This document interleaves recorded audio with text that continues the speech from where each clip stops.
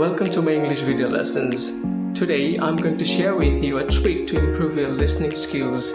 This might also help you speak English fluently.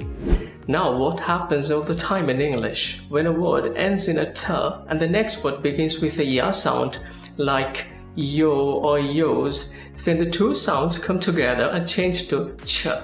So meet you becomes meet you, what you becomes what you. So here are some more examples for you to practice. The phone that you brought is lost. The phone that you brought is lost. The phone that you brought is lost. Don't you want to study in the UK? Don't you want to study in the UK? Don't you want to study in the UK?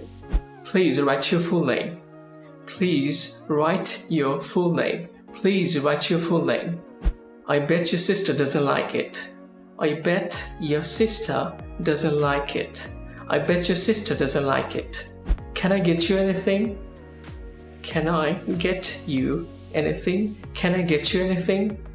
You can't always get what you want. You can't always get what you want. You can't always get what you want. Right, so you've heard the examples. Now it's your turn to practice.